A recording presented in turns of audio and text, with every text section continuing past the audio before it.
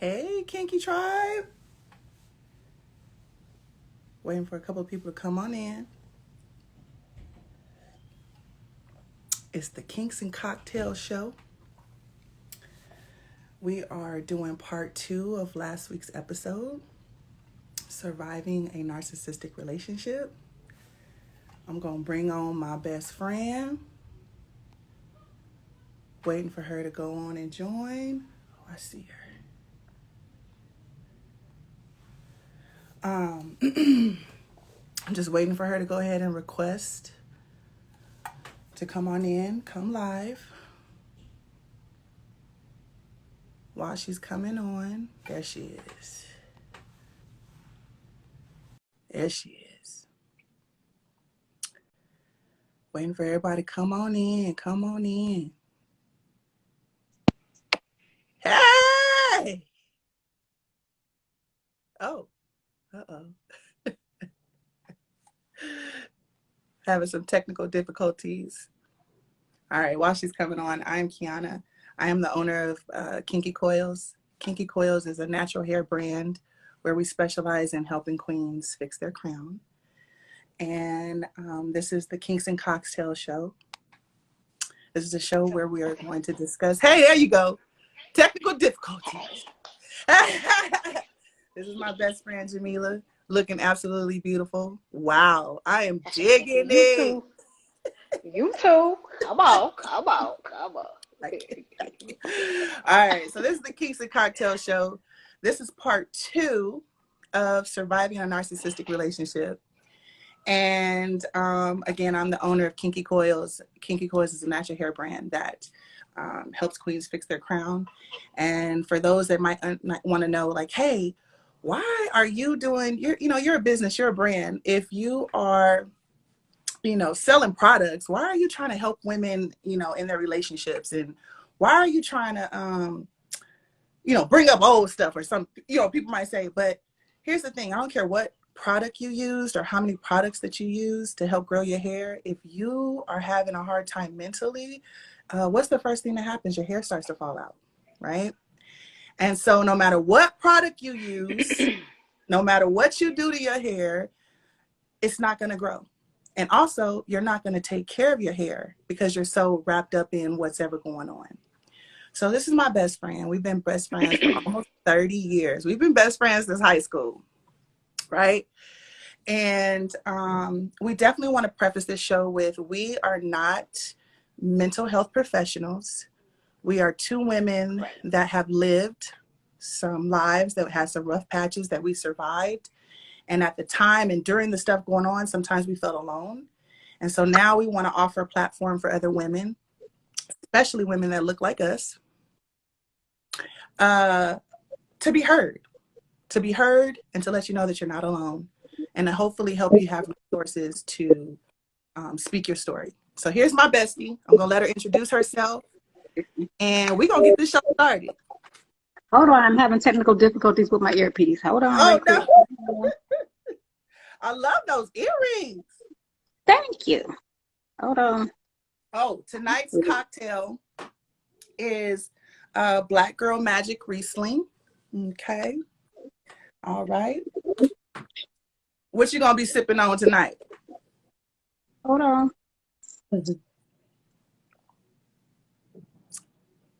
I might have to do this without my earpiece. I don't know if you're going to be able to hear me or not. Hold on. I can hear you good. Oh, gosh. What is wrong? Hold on. Check 1 2, check 1 2. Mic check. Mic check. I'm trying to see how I can add you. Oh, there, you in there. What is wrong with my earpiece?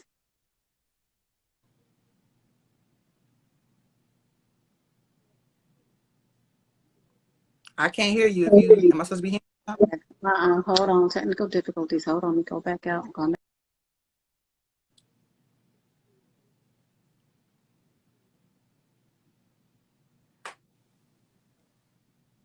Hear me? I can hear you. No, you went out right there.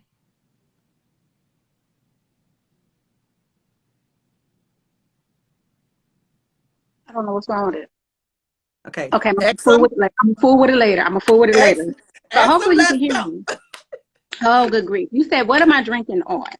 Yes. So I am drinking on, so I do spiritual teas. So a lot of herbs can definitely benefit us on the health side of things. So I am in the middle of a detox. I'm in the middle of just a spiritual journey. So what's inside of here is, oh, let's see here.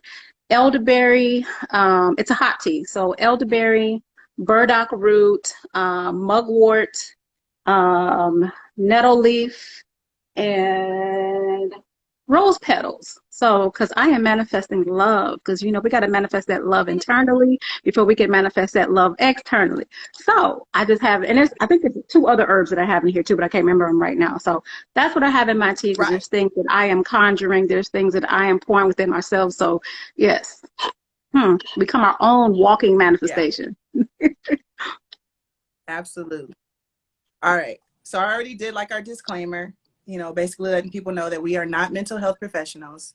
We are Yes, just two women that have gone through some things, and we want to open up a platform for other women to speak their truths, to be heard, to be believed. Um, so we're going to jump right into, we had, after our last show, we decided we're not mentioning any names, but a particular family member of someone that we're not mentioning decided to leave comments under our last live, correct. um, basically threatening legal action and and And it's and not the first threat. I've had threats from this particular person before, so we're going to address that too. yes. So before we even get into the show, I definitely want to address not her in particular, but family members that she represents, The that spirit she represents, the the spirit she spirit and represents. society that she represents. Correct. Yes, Correct. yes, Of bridling people's tongues and not believing them and making it feel like either it's their fault or they're imagining things. yes, So let's address that. yes, yes. So,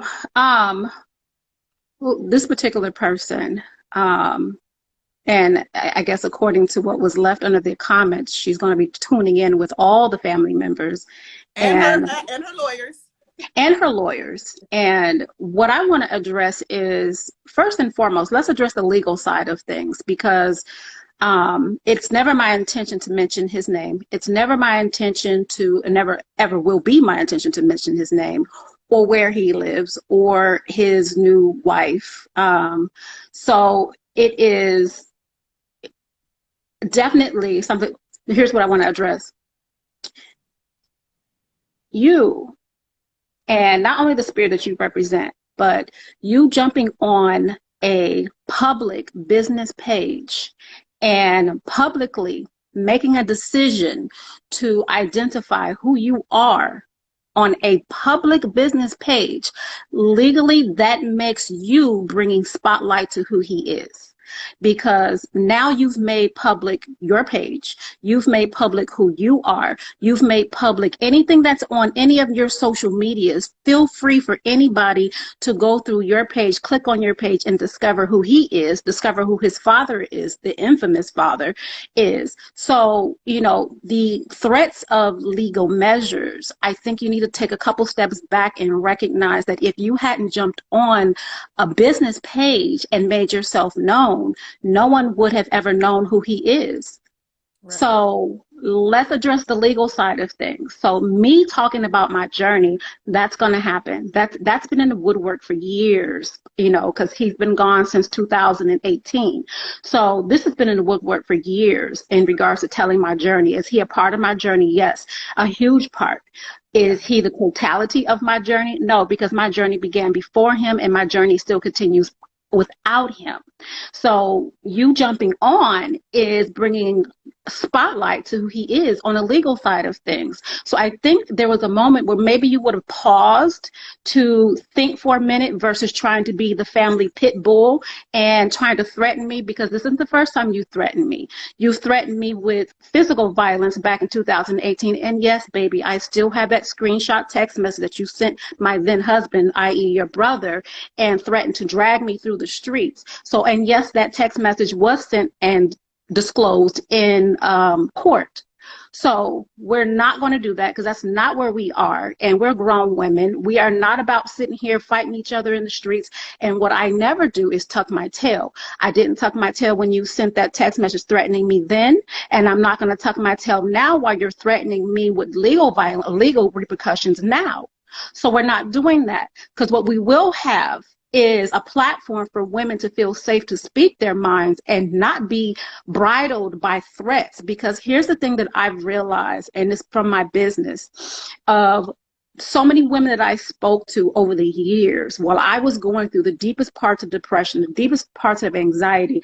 These women were they had gone through the same or similar situations.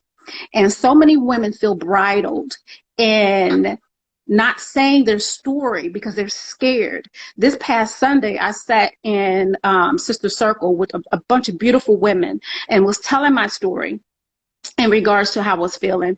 And it was so many women speaking up and saying, you speaking up is giving me courage to speak about my own situation. We're talking about women who were speaking about being raped, being molested, being abused mentally, physically. But see, we can't also discount those of us who've been abused emotionally. Because narcissists, that is the totality of what happens, is you wind up being emotionally abused. You're not going to bridle our tongues. So the threats, you can go ahead and continue with them. But here's the one thing I will say to you.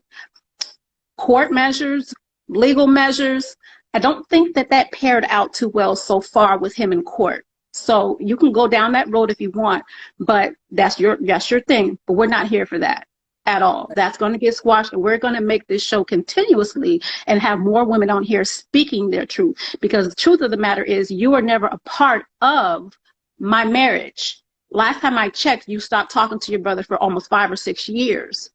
So you were never a part of the 20-some years of our marriage. So you don't know anything that really happened. I have eyewitnesses. I have family. I have friends. I have children who are eyewitnesses. So that's all I'm gonna say to that matter. Okay. And we I think to really, the reason why we had to address that was because there's a lot of people that have either their own family or the family of their significant other that threaten them about speaking up by either not believing them, or making them think that they're crazy or they don't know what's going on. So I think it's important that we address, the reason why we addressed her in particular was because we're addressing that spirit of the spirit behind her. People, correct. But now moving on, now we are on a journey of healing, right? Getting our minds right and getting back together. So I want to hear more about your journey of your spirituality. I want to hear more of your journey about now that you have survived, what advice could you give other women that either want to get out, right, and can't? What would you tell them? What would you say? What is your journey? That's a loaded question. We're going to take this one step at a time, because that's a loaded question. So, oh gosh. So I think the first question that you asked is, what was your question? How do you get out of? How do you get out of it, right? And then now that you have survived it, what does that journey look like? So how do I get out, and what does it look like once I get out? Like, how do I get out and be successful? Recognizing what's going on around you and not having that fear of leaving, not having that fear of starting over. And not only that, but as you are recognizing the signs, start your journey of healing while you're still in it. Meaning, don't be scared to put yourself first. Don't be scared to say no. Don't be scared to start your own self-care spiritually, mentally, physically, because that's the one thing that's your shield, your armor as you begin to get out of it and you begin to heal. So me being in it, like I said before, like on part one, there were times where I was in it and was trying to stand back up. And here's the thing, because I want to give the impression that I was just as woe as me and kept getting kicked. No, the problem that we kept having in our marriage was I was the one who called him out on his BS all the time. You know, I was always catching him and stuff, and I would call him out on it. And so at the end of it, he got tired of me calling him out on his lies. And so when everybody has to reach their breaking point, and there are times, I think you asked me the last thing, where why was I fighting my way out? And it was because I was tired of the lies. I was tired of everything that was going on. But again, I didn't know where to go. I didn't know how to get out of it. And so what I love now is the other side of getting out.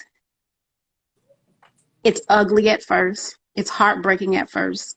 It literally feels like a death. Yeah. And it's so funny because I've heard so many people say that, you know, divorces feel like somebody has died. Yes, because you're saying goodbye. Yes, yes, because you're saying goodbye to the old you. You're saying goodbye to everything that was your reality. And, you know, that was 20 years. And again, for people who missed part one, you know, I met him when I was 16 and been with him ever since. So got married at 18, right before my 19th birthday. And, you know, he left and abandoned the family in 2018. And so abandoned the family, meaning me and our 4 kids, and left us financially, physically, you know. And so it became this definitely hitting rock bottom for me, because it was saying goodbye to over 20 years. It was saying goodbye. And it's so funny, because if he had left in 2018 and stayed gone, it would have been easier. But here's the big secret that I don't think he has told a lot of people. We got back together. We got back together between February and April 2019. And he, you know, it's so funny. I've had different people's opinions that, you know, he faked it for 3 months, that he was the perfect husband. But for me, it was real. For me, I finally, after 20 years, had that real husband, that, you know, that husband who listened. He finally saw me. There was this emotional connection that I've always wanted. And so I think that if that wouldn't have happened, it would have made it easier, but it did happen. And so it crushed my soul even more. And to add on top of that, he had flew in for my grand opening, for my business grand opening. And that moment became one that really tore my soul. Because of the words that came out of his mouth. You know, it really tore me down. I was a piece of this and this and this and that, right after my grand opening party. And so my breakdown was how everything happened. Not necessarily, it was a saying goodbye, but it was compounded by how it happened. And the stabbing of, let me get her one more time. Let me get her one more time before I walk out this door. And so, and he was texting me, baby this and boo this, you know, the whole entire time he was, you know, out there, and, you know, wanting me to move out there with him. And that was between 2018, 2019, you know. And so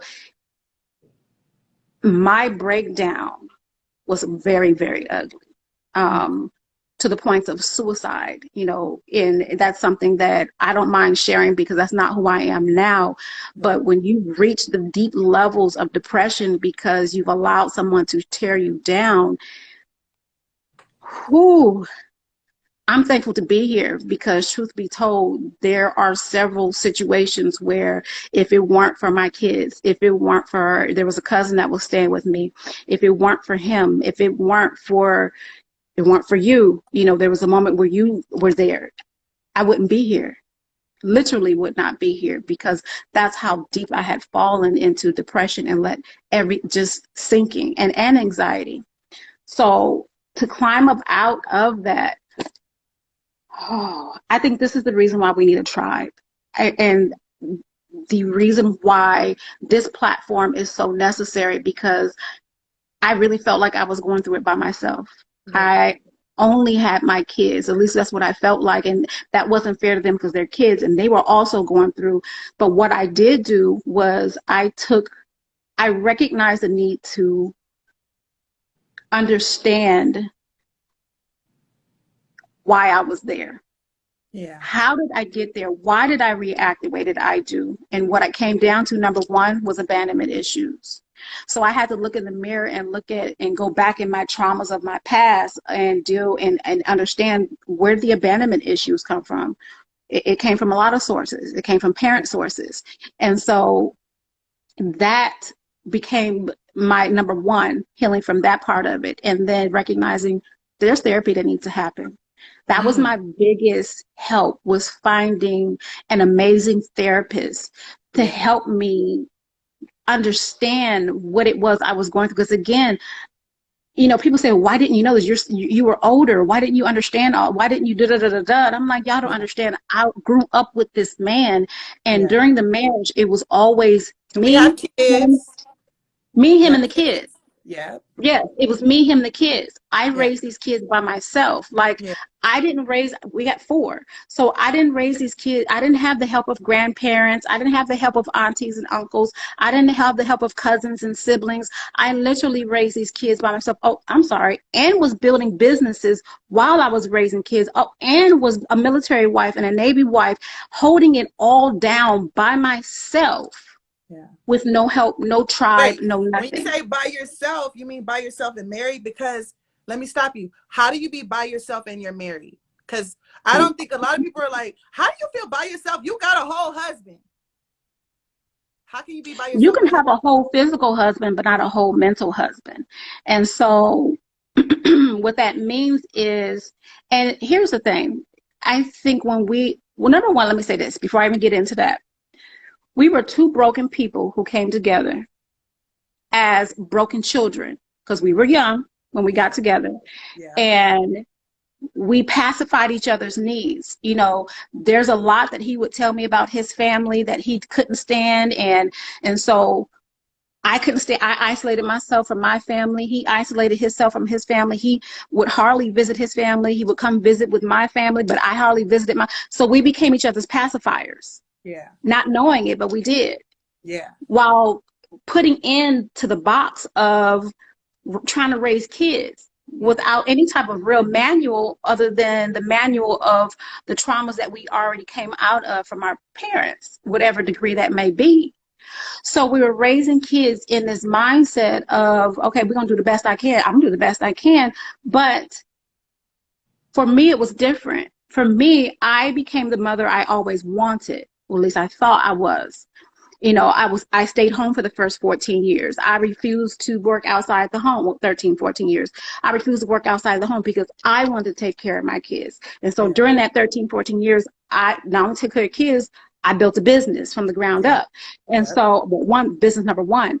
And so, but again, he was always gone. We're talking about 6-month deployments, 9-month deployments. Consistently. Workups were 3 weeks to a month. And so there was so much time that I was literally by myself. And we isolated ourselves in a state where there was no family. Nobody. It was just me, him, and the kids for many years. Now that we're isolated, now it's just us together. First of all, who do I confide in, right? Who's going to encourage me to get out, right? Nobody. Yeah. And then even if you do encourage me, how do I even see my way out? Because now my whole world has been built upon and built on this relationship with this other person. So now I can't even see my life with someone or outside of this relationship, not necessarily with someone else, but outside of this relationship, because my whole life has been built around this person. Yes. My everything. Your everything. People who know me, and I'm talking about really know me. Yeah. My biggest pride was my family. My biggest pride was being a wife to my husband. He'll tell a different story because, you know, that's the story he told. I was a horrible wife and I slept with this person, that person. No, sir. Jameelah don't get down like that, number one. So, but that was my pride. You know, the Yeah. kids, and making sure that they went to the best schools that I could possibly find, and, you know, living for my kids and living for him. Yeah. And it's, hmm, when you say, how do you have a husband and be alone? There are a lot of times where I felt like he was physically there, but not mentally there, because the Mm-hmm. connection wasn't there. Mm-hmm. You know, even the connection with the kids. You Right. know, there was definitely moments of, let's say, playing sports or, you know, just frivolous things, but that deep, deep connection, Yeah. no, wasn't there. Yeah. And so I wound up doing a lot by myself. You know, people who know me will say, Jameelah, you raised them kids. You know, I've had an aunt that said that. I had my sister say that, you know, Jameelah, you raised them kids because Yeah. you were there all the time. And, you know, there's times where he was there, he just be on the couch, you know. And it's funny because here, I got to the point where I got so angry because I was doing things by myself, angry that I felt so alone for so long. Angry because as I'm pouring out truth, because here's the thing, I would sit here and break down to the dollar, you know, honesty, this is what's going on financially. I would break down, if I'm feeling a certain way, I'm gonna let you know. Mm-hmm. I was the one who told him about the affair that I had at the end of the marriage. Truth be told, there was another affair that I had at the beginning of a few years in the beginning of the marriage. Told him about that one too. Mm-hmm. So, but during the whole marriage, did he confess any of his? No, none. Not a single one. I had to find out about his affair through my, at the time, 16-year-old son in 2019 after he left. Not the son, Not ma'am. the son. He had Not to the pull son. me to the side, like, Mom, I got something to tell you. And he sat me down and told me about the text messages, the screwing this girl. Here's the same man that in 2018, when I told him that I was about the affair, he could have very easily said, you know what, Jameelah, I had an affair too. You're not happy. I'm not Yeah. happy. Yeah. Let's go. Yeah. No. What happened was I was thrown under the bus, called crazy. I was thrown under the bus and blamed in front of the kids. You know, that was him going in the backyard and telling the kids very sexual details about the affair. Who does that? And then going to wherever he is now and telling them about the very sexual details about my affair, you know, the smear campaign that they go on.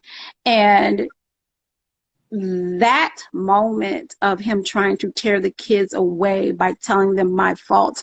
Here's the thing, I had already told the kids. So but it was his way of, see, look at her. It's her fault.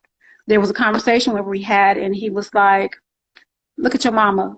It's her fault. She ruined the last name legacy. And I was so broken at that, I just crying. I Yeah. soaked it all in because, you know, the guilt of my affair, the guilt of what happened, and he ate it up. Yeah. Like, look at you. You sinking in that guilt, huh? And I was. It was killing me Yeah. until my son set me free, and he told me about him knowing about his dad's own affair. And I sat there and I had a moment where I had to laugh, and he looked at me and I'm like, you just set me free from the guilt. And now I understand so much more.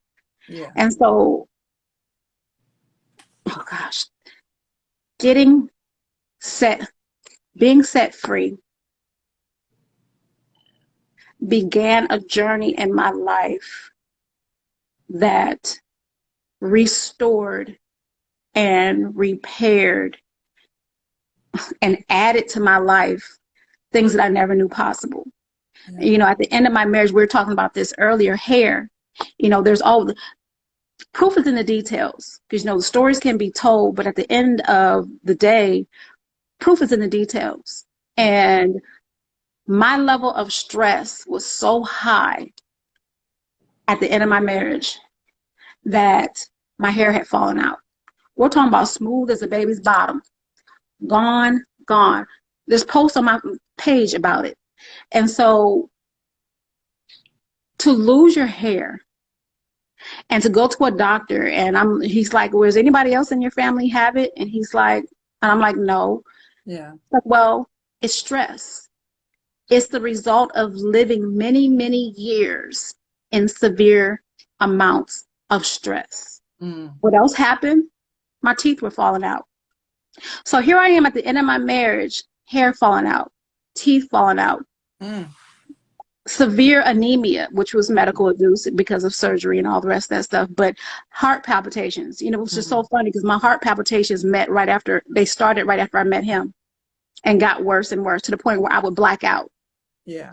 So my health literally was plummeting downhill year after year after year after year after year. When he left, biggest miracle. Yeah. My hair stopped falling out. My hair grew back. Grew back even more thanks to your products. But hair grew back. Yeah. My teeth stopped falling out. Yeah. My health, my heart murmur stopped. Yeah. You know, up until, you know, there was a moment because we're going through trials and stuff like that, and it was so stressful. But my health restored when he left. Mm. Mm. There's just so much, my mind, my peace. You know, I was telling you earlier, you know, if I would have if I can push a button and have him back and he be the perfect husband that I've always wanted, would I do it? Yeah. No. My answer, how about this one? My answer is hell no. Mm-hmm. It's because what I have now in regards to just peace, because I think when people think that I'm saying, you know, what I have now is monetary means, I don't give a damn about money. Yeah. My peace, my health, my sound mind, my freedom. Mm. My freedom. Mm. You can't put, no. And here's the bigger part. I spiritually know that my true one is out there. Mm. And I'm not in a rush because God is still working on me. Yeah. And I've come a long, long way. Jameelah's no longer that broken Jameelah. That girl died a long time ago. Come on. She died a long Come time on. ago. Yeah. And so to be where I am now, but here's my thing that I think I would tell the women that are out there. Don't be scared to embark on your journey. Mm. Don't be scared to look in the mirror and ask yourself, why are you there? Mm-hmm. What inside of you is keeping you in that situation? Yeah. And start taking measures to get out. Mm. If your peace is worth more than anything, is priceless. Your sound mind, priceless. Yeah. Just get out. And tribe of women, friends, if you don't have any, hit me up. Hit my bestie up. Okay.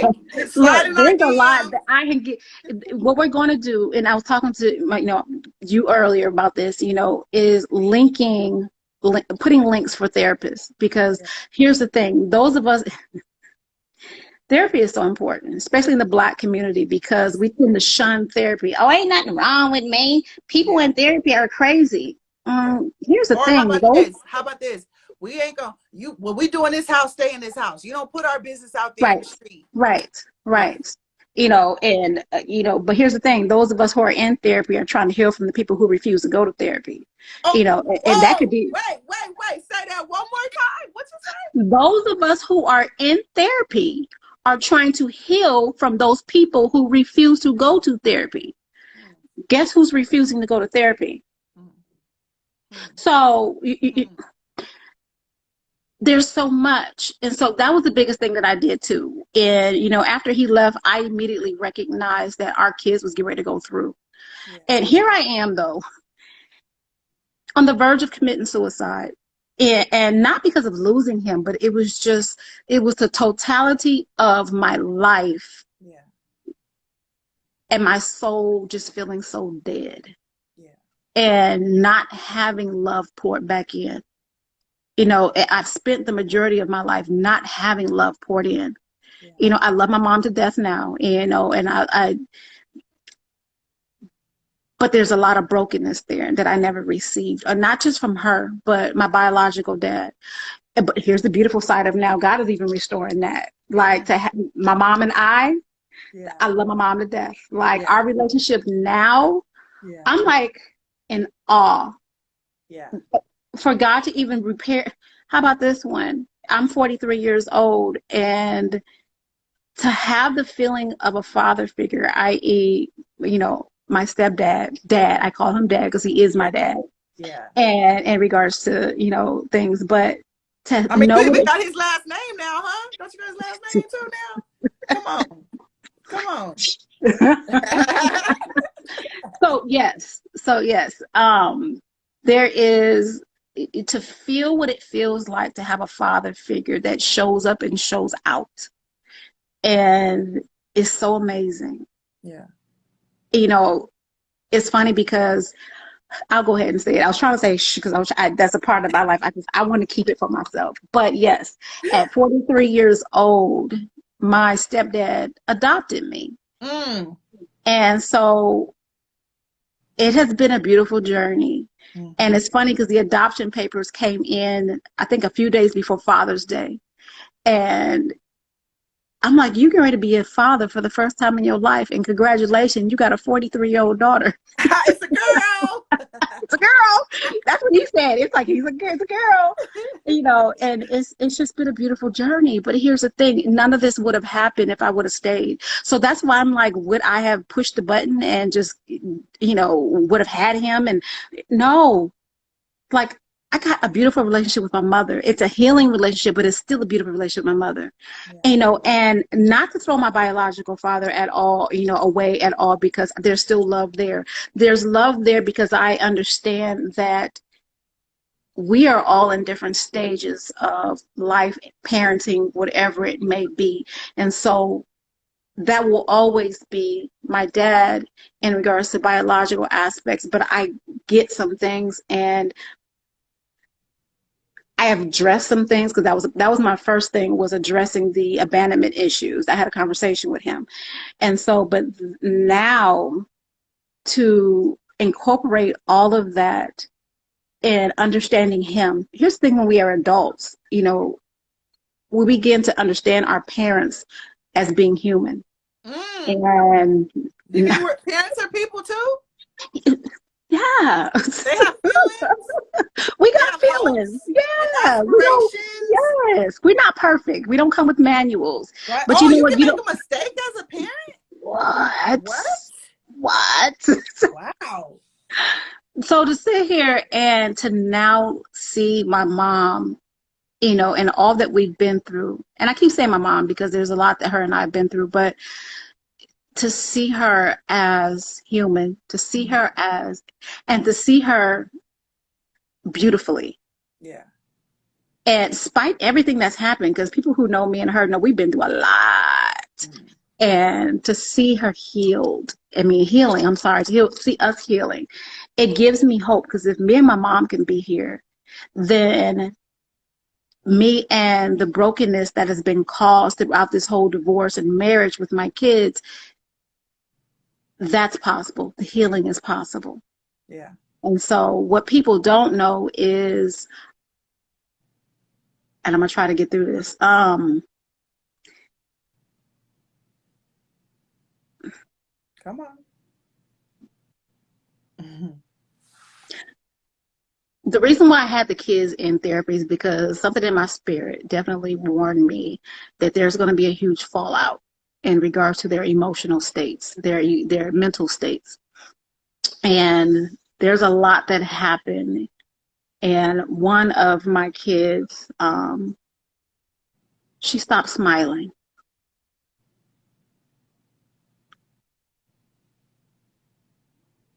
Yeah. I think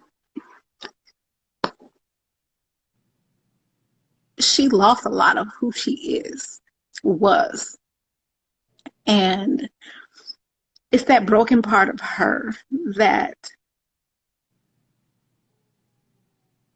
all she wanted was love.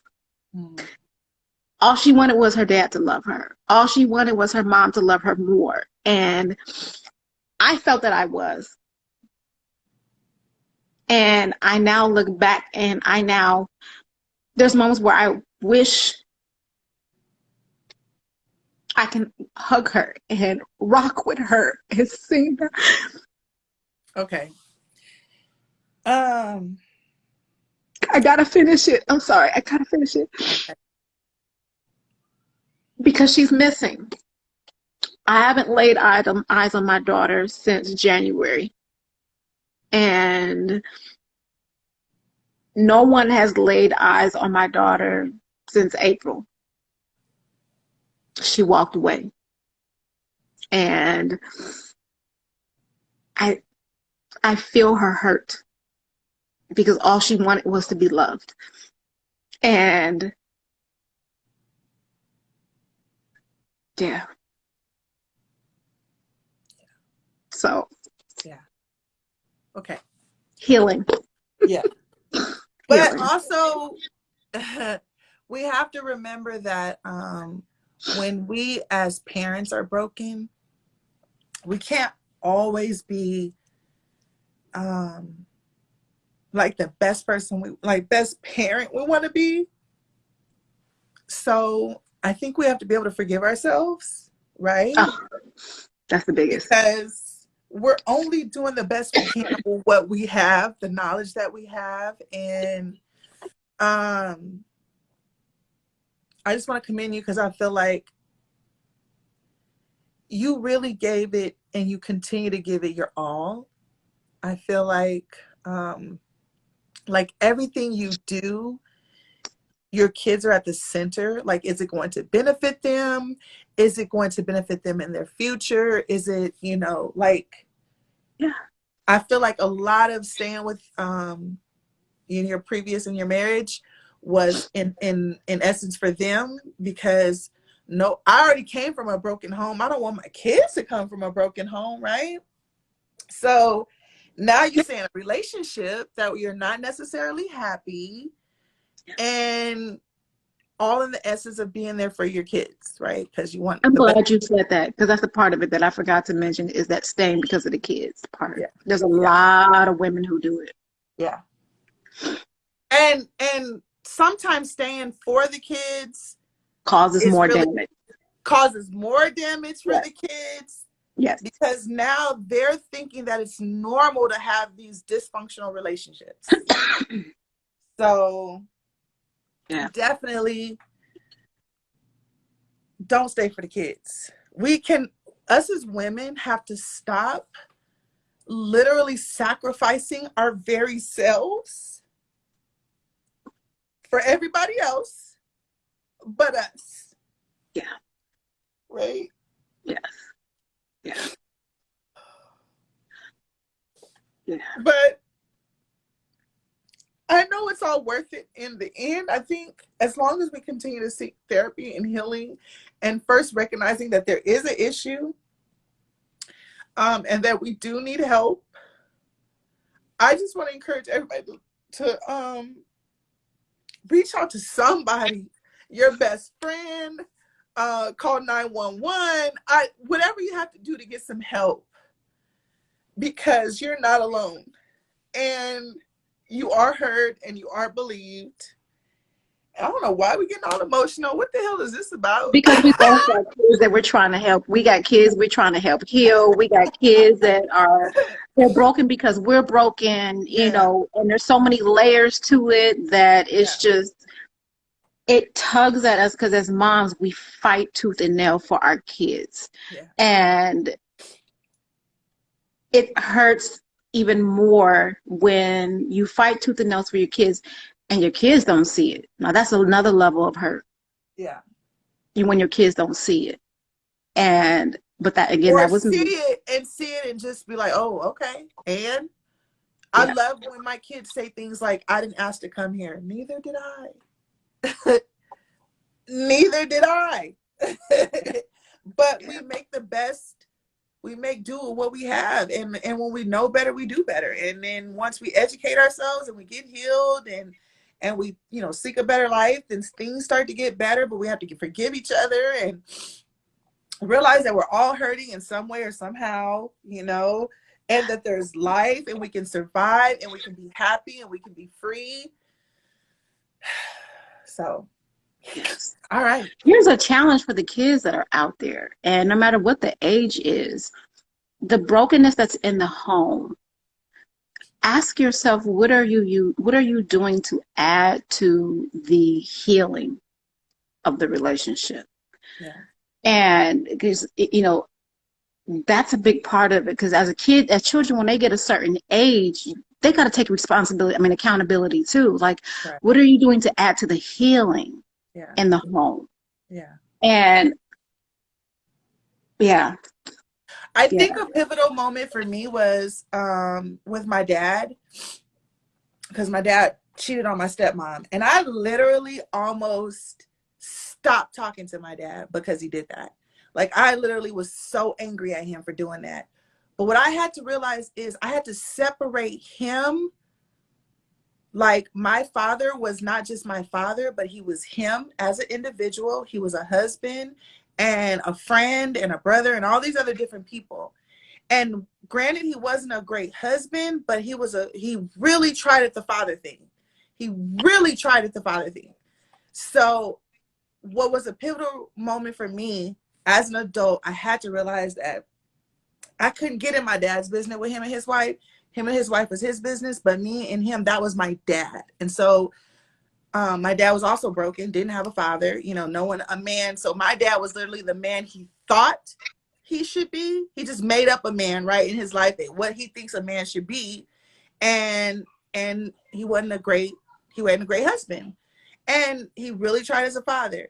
So we have to just realize that our parents are different people, and if they did hurt us when we were growing up, it more than likely wasn't malicious. Like, if they thought that's what they were supposed to doing, they thought that was how they were supposed to reprimand us. They thought they should beat our butt, right? They thought they should, you got some parents that be cussing their kids out. Bring your mother effing da, da, da, da, da.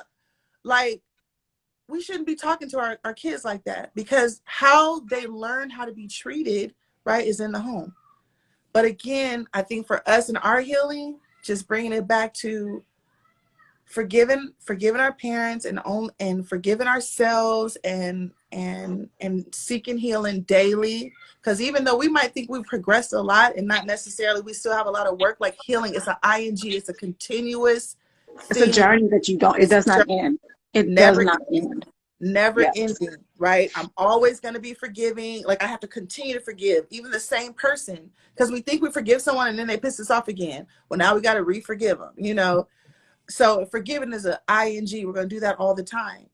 So I just want you to be gentle with yourself and Yes. realize that you did everything that you were supposed to do. You did everything to the best of your knowledge and your ability, and you're a wonderful mom. And I can't wait to see. I'm just loving being on this journey with you. And that's all I want to tell you. You too. Like, I think we both are in very, very, very similar boats in regards to, children Yeah, and just the hurt, but also the fight to create the healing. yeah, And despite all obstacles, despite everything, getting them into therapy, making sure that, we're having these conversations. Here's the biggest thing: as parents, we need to take accountability too.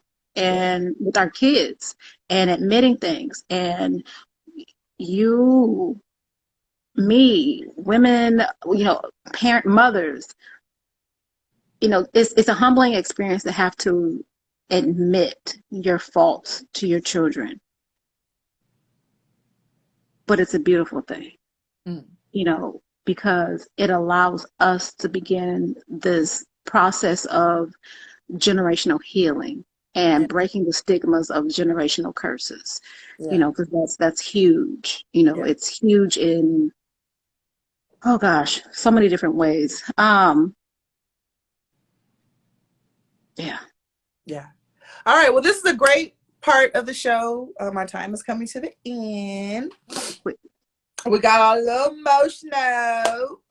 But I am Kiyanna. I'm on here on Keeks and Cocktails with my very best friend, Jameelah. And we are opening our platform to people, women, to be heard, be seen, be believed. So if you find this information great, you would like to come on our show, you would like to talk to us, you can go ahead and send us a DM. Follow us. My name is Kiyanna. I have Kinky Coils. Kinky Coils is a natural hair brand that is, our mission is to help queens fix their crown. Okay, and how do we fix our crown? We get healed. We get better, right? So thank you so much for joining us. We hope to see you next week. We will be going live at 5 p.m. We were a little late. It was my fault. A little late today. Life happens, It's but okay. 5 It's okay. You weren't late. You were on time because it was on what it time. was meant to be. It was meant to be. It And meant to be. I just want to say one thing before we Yes. close out is there's a saying that says, hurt people, which is Mhm. very true. Yeah. And because, hurt people will slander, hurt people will, neglect, hurt people will do a number of different things to people. But here's a bigger saying, and it's something that I want to lead with in us moving forward is as we heal, so we heal. And so, not S-O, S-O-W, because as we begin to heal, we begin to sow seeds of healing into other people and helping them heal. And that is what you're doing. Like you're opening up this platform, and because you are healing, now you're sowing seeds to help other people heal. Because, and I think I said it in the first one, if you hadn't opened up this platform, I probably would be still sitting on my story, still sitting, and there's still so much, but I will still be sitting on it and sitting, my mouth closed. And thank you. And there's a lot of women, because trust me, what I didn't address is there's a lot of women who have inboxed me and wanting to tell their stories or just being inspired to tell those stories because of you doing this platform. So thank you. And yes, as we heal, so we heal. And on that note, we say have a good night. We love you. Bye. Bye. Being born.